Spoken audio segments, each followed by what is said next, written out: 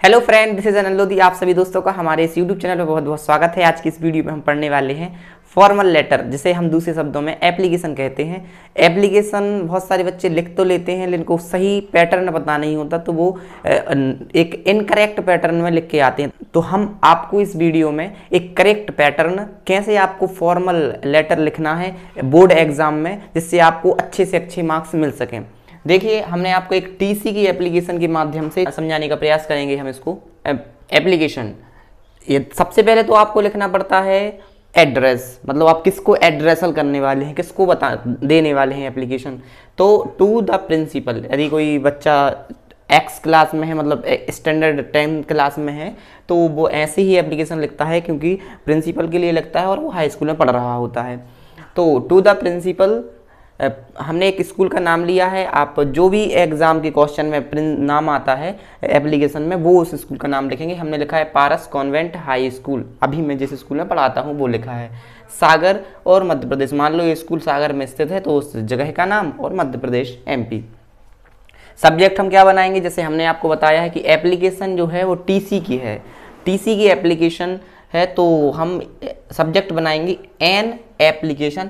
आप ए वाला ऊपर वाला लिखने के बाद एक लाइन छोड़ देंगे, इसके बाद लिखेंगे सब्जेक्ट, सब्जेक्ट के बाद इसी के नीचे टी के नीचे पी, पी के नीचे एस और एस के नीचे ए, मतलब एक लाइन छोड़ने के बाद इस सब्जेक्ट की लाइन लिखेंगे आप यहाँ से।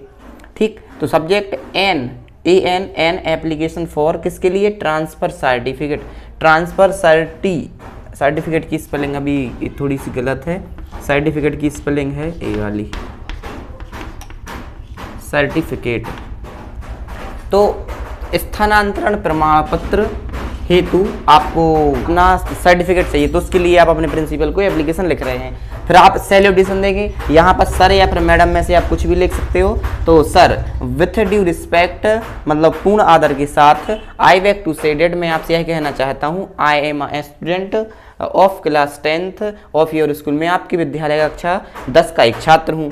माई फादर, अपन को एक रीज़न देना है कि भाई आप टीसी क्यों इशू करवाना चाहते हैं। तो हमने बोला कि my father is a government servant, मेरे जो एक पिताजी हैं वो एक सरकारी नौकर हैं या सरकारी कर्मचारी हैं। My father is a government में ध्यान रखेंगे, यहाँ पर एन आता है। बहुत सारे बच्चे GOVRMENT लिखते हैं, लेकिन वो गलत है। गवर्नमेंट सर्वेंट, सरकारी कर्मचारी हैं।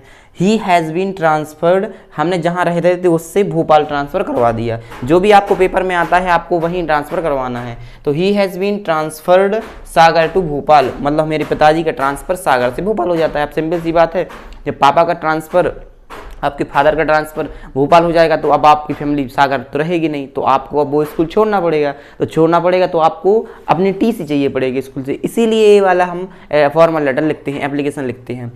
तो सो आई कैन नॉट, इसीलिए मैं नहीं कर सकता, कंटिन्यू माई स्टडी हेयर, मैं अपनी पढ़ाई को यहाँ कंटिन्यू नहीं कर सकता हूँ।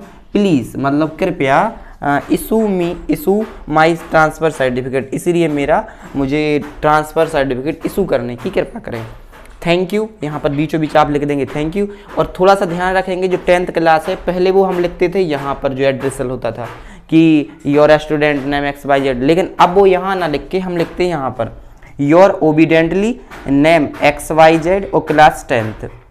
ऐसे इस पैटर्न में आपको, मतलब ए वाला पैटर्न वो यहाँ रहता था, वो यहाँ पर रखना है, ए वाला पैटर्न को फॉलो करना है, तब आपको 4 में से 4 नंबर, क्योंकि आपके 10th में 4 मार्क्स की एप्लीकेशन या 4 मार्क्स का लेटर आता है। तो आपको ऐसा, यदि आप इस पैटर्न पर लिखेंगे तो आपके नंबर नहीं कटेंगे, और आपको थोड़ा सा स्पेलिंग का ध्यान रखना है, बाकी आपके नंबर कहीं कटने वाले नहीं हैं।